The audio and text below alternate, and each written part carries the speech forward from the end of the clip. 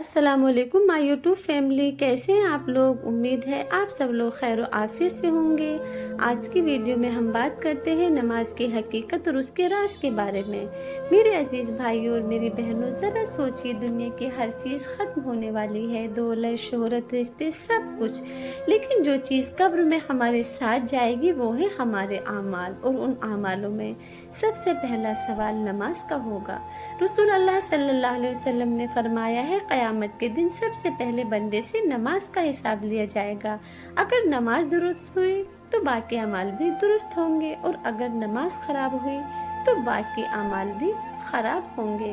लेकिन सवाल ये है कि क्या हम नमाज इसी तरह पढ़ते हैं जैसे नबी करीम सल्लल्लाहु अलैहि वसल्लम ने हमें सिखाया है, ये सिर्फ जल्दी जल्दी चंद अल्फाज अदा करके समझ लेते हैं कि फर्ज पूरा हो गया। आइए हम आज सीखते हैं सही नमाज क्या है, उसकी हकीकत क्या है, और वो राज जो हमारी नमाज को रोशनी और सुकून का जरिया बना देगा।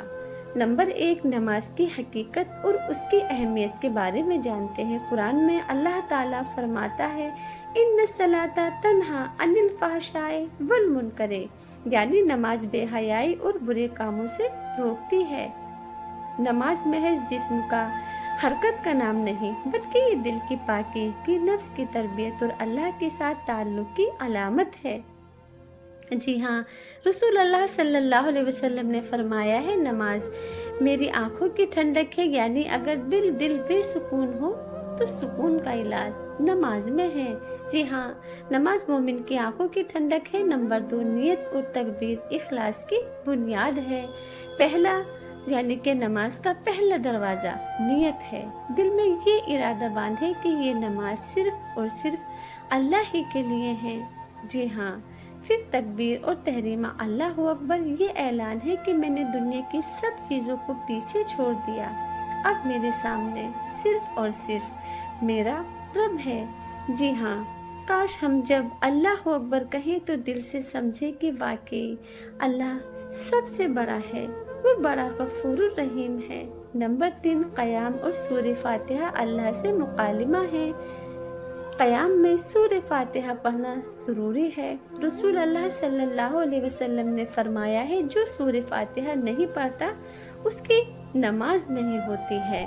सूरह फातिहा महज तिलावत नहीं, बल्कि बंदे और रब के दरमियान गुफ्तगू है। जब बंदा कहता है अल्हम्दुलिल्लाह रब्बिल आलमीन, तो अल्लाह फरमाता है, मेरे बंदे ने मेरी तारीफ की है। जब बंदा कहता है इय्याका नअबुदु व इय्याका नस्तईन, तो अल्लाह फरमाता है, ये मेरे और मेरे बंदे के दरमियान है, और मैंने मेरे बंदे के लिए वो है जो उसने मांगा है। यानी हर नमाज में अल्लाह खुद जवाब देता है। नंबर 4, रुकू आजिज़ी की अलामत है। रुकू में झुकना है, कमर बिल्कुल सीधी रखनी है और कहना है, सुभान रब्बियल अजीम, ये आजिज़ी है, ए अल्लाह तू अजीम है और मैं तेरे आगे झुका हुआ हूँ। जी हाँ, और सहाबा कराम रुकू को इतना लंबा करते थे, लगता था गोया वो कभी उठेंगे ही नहीं। और नंबर 5, रुकू से कयाम शुक्रगुजारी का लम्हा है। रुकू के बाद खड़े होकर आपको पढ़ना है, समी अल्लाहु लिमन हमीदा रब्बना लकल हम्द, यानी अल्लाह ने सुना उसको जो उसकी तारीफ करे। ये लम्हा शुक्र का है, गोया बंदा कह रहा है, ए अल्लाह, हर नेमत तेरी ही दी हुई है और हर तारीफ तेरे ही लिए है।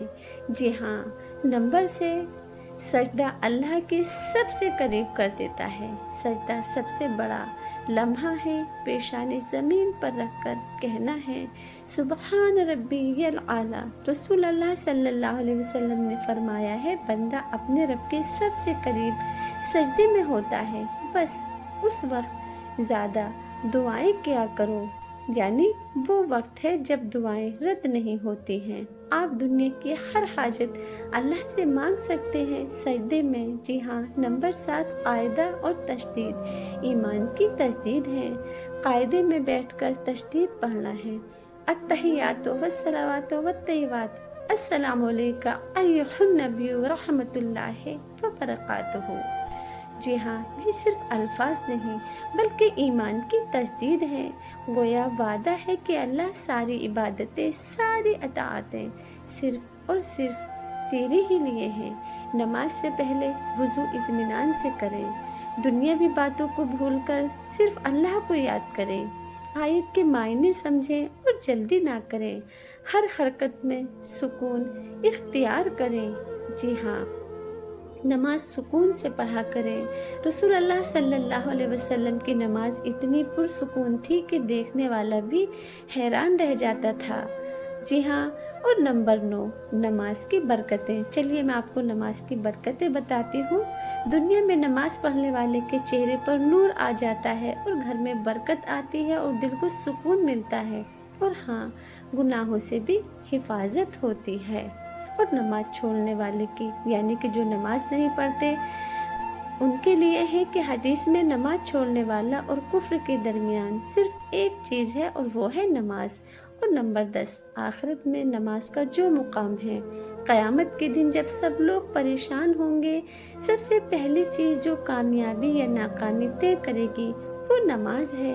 اگر آپ کی نماز مکمل اور صحیح ہوئی تو بندہ کامیاب ہے، اور اگر نماز میں کمی ہوئی تو سب کچھ ضائع ہو گیا۔ اللہ ہم سب کو صحیح طریقے سے، صحیح معنوں میں نماز پڑھنے کی توفیق عطا فرمائے اور اپنے بچوں کو نماز کی عادت ڈالیں۔ رسول اللہ صلی اللہ علیہ وسلم نے فرمایا ہے، اپنے بچوں کو 7 سال کی عمر میں نماز کا حکم دو، اور 10 سال میں اگر نہیں پڑھے تو ان کو سختی سے نماز پڑھنے کی تاکید کرو، یعنی کہ والدین پر ذمہ داری ہے بچوں کو نماز سکھائیں۔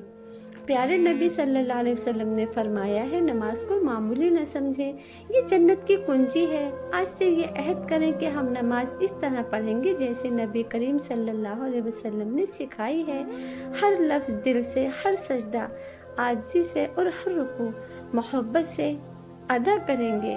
اللہ ہم سبھی کو نمازی بنا دے۔ دعا ہے، اے اللہ ہمیں نماز قائم کرنے کی توفیق عطا فرما، ہمارے دلوں کو خشوع عطا فرما، ہماری نمازوں کو ہمارے گناہوں کی معافی بنا دے، اور قیامت کے دن ہمیں کامیاب لوگوں میں شامل فرما دے۔ آمین یا رب العالمین۔ آپ لوگوں سے گزارش ہے، اگر آپ کو یہ میری ویڈیو اچھی لگے تو چینل کو سبسکرائب کیجیے گا۔ جی ہاں، اور کمنٹ میں جزاک اللہ خیر لکھیے گا۔